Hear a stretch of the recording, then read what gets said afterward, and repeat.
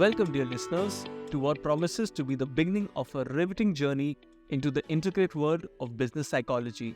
I'm Soham, and today I had the privilege of introducing you to an upcoming podcaster whose insights will not just enlighten but also revolutionize the way we look at Gen Z in the workplace. Meet Kritika Kashyap, a management psychologist with a passion for everything from organizational development, corporate culture, to the very psyche that drives success.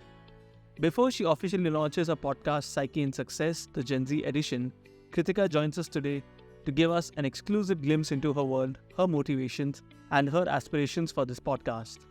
So Kritika, can you share us a moment or experience that profoundly influenced your decision to explore management psychology? First of all, thank you so much, Soham, for introducing me.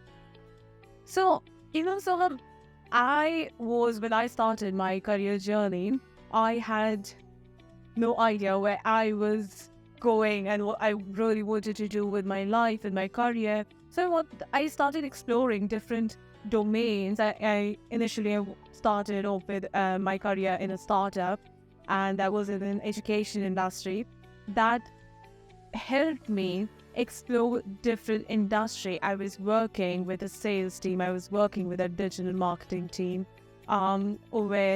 with the content creation team, graphic designing, organizing management teams, directly with the CEO of the company. And I had the privilege of that. I had the opportunity, because of which I'm so thankful that I was able to understand the nuances of how different people think, how different departments, their perspectives around things, and what employees from different sectors in the same industry, how they perform and how they process. That was the very start of my journey of thinking about that. How can I help people get better or be a better version of themselves in whatever they are working? So that was the slight beginning of when I started thinking that, how can I help them better? How can they be in a better position? They be more happier in their workplace. And with that, I learned about the training industry. I got into it. I dived into it. I worked with a bunch of industries. I had the opportunity to get into a consultancy firm. And there it grew further and further when I kept on learning, talking to different, HRs and SMEs, subject matter experts, and understanding really what the employees really face in day to day, and how can we make a better place for them, more protective, and a better environment for them so that they progress. And that is how my interest in management psychology, or how you say organizational psychology, developed. And that is when I dwelled into a deeper study wherein I did my MSc from the UK in management psychology, and that is how I am a management psychologist now, wherein I not just dived into, because I had the practical exposure, then I dived into the science of the human psychology, the employee psychology, the corporate psychology that goes behind the behavior in the organizations, and how leaders can help the organization become better, how the employees can provide their services, and how they can have a better environment. Fascinating. So now business psychology isn't a common term most people encounter.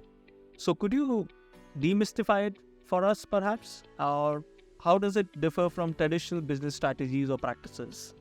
Oh, so definitely. It's a very interesting question. So business strategies are mostly understanding how businesses work and how we can make more profit or align ourselves to the business goals, the visions. But business psychology, as its name says, psychology, understanding the science behind everything. So everything to do with, as I already mentioned, corporate psychology, how employees behave in a work setup, or if there is some business transformation happening, how would they behave then? So trying and testing and helping build an environment for people to be the best version of themselves. That is what organization psychologists do, providing them and helping them work on their strengths so that they can be the best resource, not just for the company, but also for themselves in the professional and personal realm. And then we all know how COVID displaced everything in the work culture with the remote working, hybrid working, people getting, struggling with their mental health and working, burning out. More than any other time, this is a time when organizational psychologists have the most important role to play, because we are the corporate sector, the organization are transforming so much that we require science and evidences to prove how can things get better. Okay, so that is why more than any other time, this is the time when organizational psychologists, business psychologists, and people like me and researchers come in picture and help corporates and organizations understand what do they require to elevate the environment for their employees. Right. So always believed that every generation brings its own set of challenges and triumphs to the workplace. So with Gen Z, we're seeing a radical shift in both work dynamics and ethics. What do you think sets them apart? Why do you choose to dedicate an entire podcast edition just to them? You are very correct in that, because every generation bring their own spark, their own values and ethics, and their own mindset perspectives on how their environment is, how their environment has built them.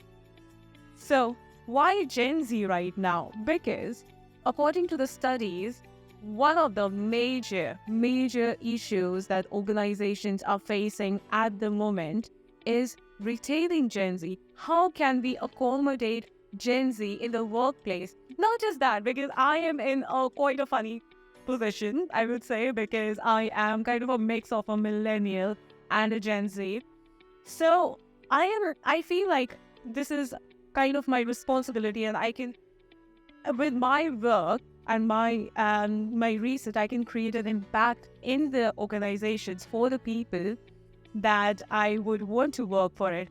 Moreover, when I have a younger brother, again, he is of course a Gen Z, when I see him working and the kind of era that he was brought up in the technological era, where technology was just a second nature to him, it was just a toy that he was brought up with. It is such a different world. And understanding, we need organizations to be prepared for these Gen Zs, to accommodate these Gen Zs. Now, because it has never happened that Gen Zs come with their own ethics, their own values. Gen Zs are the people who, according to the research, I mean, even in the COVID period, when in 2020, our research has shown that every other person was worried about just hoarding toilet papers and all the groceries and everything. Gen Z, on the other hand, Gen Z's concerns were in the environment. They were the real stewards of environment, of sustainability, of how can we create a place where we can survive in a better way. Gen Zs are driven by strong values, by the positive impact that they create. And that is why it is very important to help, build atmosphere and environment for them so that they can actually make an impact. Because if you are not ready for them, they will switch. And that is the major problem of the organizations right now, employee retention. They say that Gen Zs do not stick to one firm. How can they? When they're not actually getting the value, the impacts that they really want to create, the positive ideas that they want to bring, that they have to put on the table, when the organizations are not ready to absorb them, how would they stick?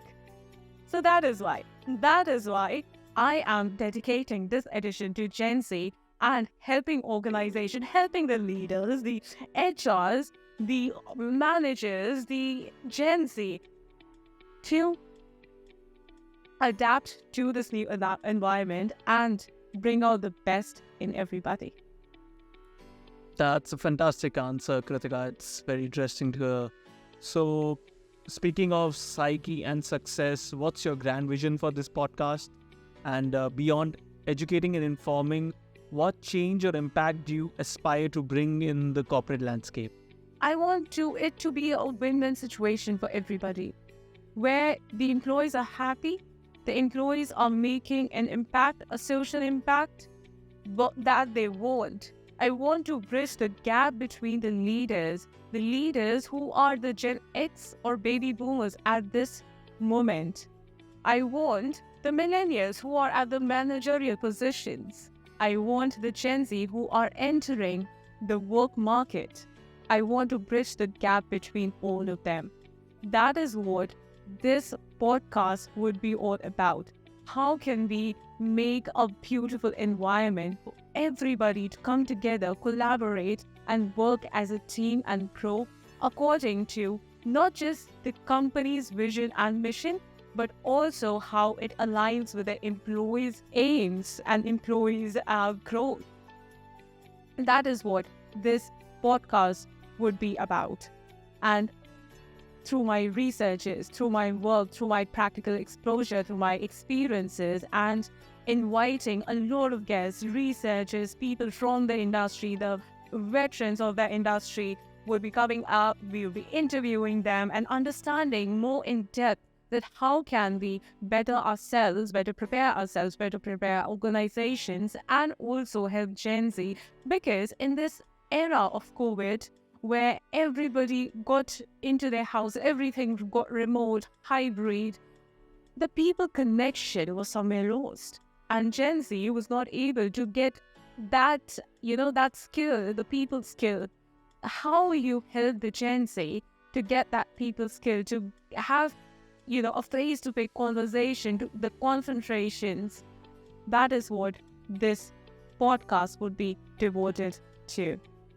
That's a beautiful answer, Kritika. So, I believe a podcast isn't just about sharing information, right? It's about crafting narratives, stories, and building a community. So, what's the one message or value you want your community to hold on to as they traverse their careers? Interesting question. Change. Change is beautiful. Change is inevitable. And having an open mind, because of which we would be able to learn so much, helping other people rising together, holding hands and taking people forward, mentoring people, coaching them, not bossing them around, coaching them, holding hands, and like, okay, I am rising, you rise with me. What do you want? What do you associate with? What does your value align with? Let's work on that. Let's work on your strengths. And that is what I want. That everybody gets into the mindset, gets into that open mindset that everybody rises together. What an incredible answer, Kritika. We've spoken a lot about your professional aspirations. Let's pivot a bit. How does Kritika unwind? What are your interests outside of work and podcasting? Okay, my interests outside my work. Of course, I have been driven a lot by psychology, and that is what has brought me here. But other than that, I absolutely love traveling. I love painting. I love to dance. I love everything extra, and I would love to explore more than anything. Whatever new thing comes up my way, I'm like, what is this? Let's try and do that. Let's try that cuisine. So I would say that I am like the Dora the Explorer, and I love exploring. I love meeting new people, listening to their stories, learning from them. It just gives me a high. That's so good to hear, Kritika. So, Kritika, our conversation today has been truly an eye-opener. Your passion, your expertise, and unique perspective have painted a vibrant picture of what listeners can expect from Psyche and Success, the Gen Z edition. As we wrap up, I want to say that the world of podcasting is in for a treat with your voice and insights adding depth to it. Thank you so much, Soham. It was amazing and such a delight to talk to you. And your questions definitely helped me dig deeper and understand why I am doing and I hope that it helps my listener to understand why this podcast is so important to me and why is it so important at this point of time. Let's see what all does this podcast unfold. I am really, really excited to begin the journey. Thank you so much for that, Kritika. To our listeners, thank you for being a part of this intimate introduction. As we all anticipate the launch of Kritika's podcast, I urge each and every one of you to dive in with an open mind, ready to challenge your preconceived notions and be ready to understand the evolving landscape of business and organizational psychology, especially concerning Gen Z.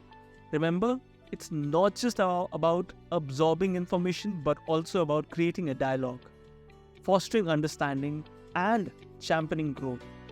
Until next time, keep listening, keep learning, and always stay curious. This is Soham signing off.